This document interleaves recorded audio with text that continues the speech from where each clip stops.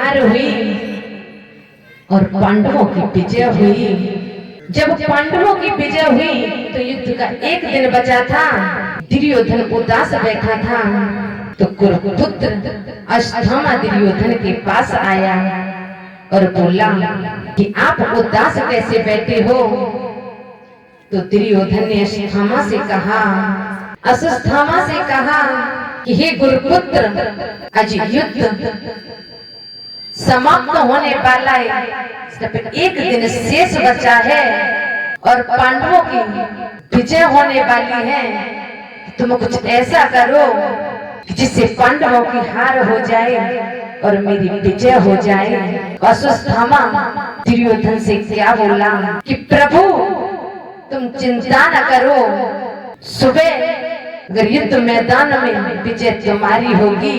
और अश्वत्थामा दुर्योधन को धीर बांधकर जहाँ द्रौपदी का तंबू पड़ा था वहां पहुंच जाता है और क्या देखता है कि तंबू के बाहर भोले बाबा पहरा दे रहे हैं और श्री कृष्ण पांचों पांडवों को लेके वहां से निकल जाते हैं और भोले बाबा को मनाने लगा। और क्या बोला कि भोले तेरी लीला का, कि भोले तेरी लीला का कोई पार नहीं पाया है।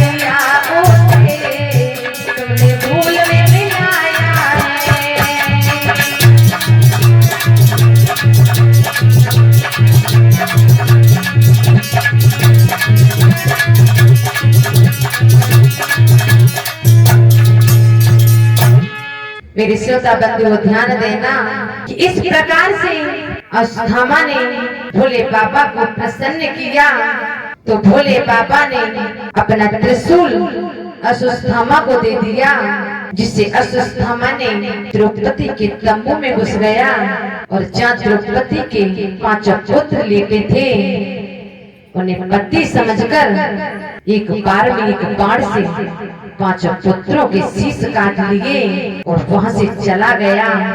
जब वहां से चला गया वो जहाँ दुर्योधन बैठा था अश्वत्थामा उसी के पास पहुंचा और उन पुत्रों का शीश अश्वत्थामा ने जब दुर्योधन को देने लगा तो दुर्योधन बोला कि हे गुरुपुत्र, मुझे भीम का सिर चाहिए जिसे मैं मसीना चाहता हूँ। तो अश्वत्थामा ने भीम का सिर समझकर जो भीम के पुत्र का था वो सिर दे दिया। और जैसे ही दुर्योधन ने उस शीश को मसला वो भीम का नहीं था, भीम पुत्र का था। दुर्योधन समझ गया और अश्वत्थामा से बोला कि हे गुरुपुत्र, तुमने तो अनर्थ कर दिया। मेरे दुश्मन पांडव थे, पांडव पुत्र नहीं, तुमने तो मेरा वंश ही मिट दिया। और दुर्योधन अश्वत्थामा से क्रोध में बोला कि हे दुष्ट, तू मेरी आंखों से दूर चला जा। अगर ये बात अर्जुन को पता चलेगी तो तुझे जीवित न छोड़ेगा। और दुर्योधन रोने लगा और अश्वत्थामा वहां से चला जाता है। मेरी श्रोता बंधुओं ध्यान देना, इधर भास्कर देव ने अपनी किरणों को खोला तो द्रौपदी जाग करके उठी तो उसने क्या देखा कि पैरों में खून बह रहा है। तो द्रौपदी रोने लगी और क्या बोली,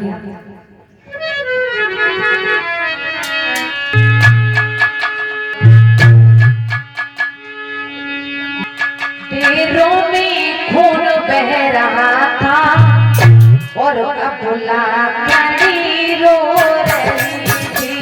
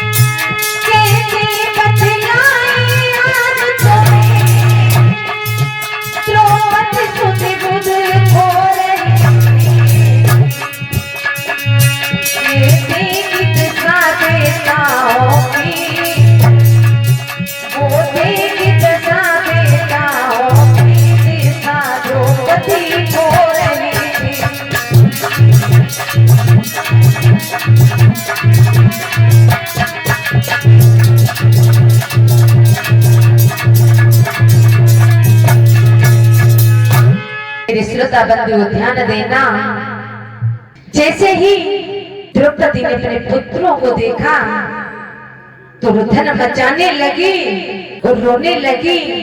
ध्यान देना मेरे श्रोता बंधुओं, जिस माँ के 5 पुत्रों की मृत्यु हो जाएगी साथ तो उसकी क्या हालत होगी।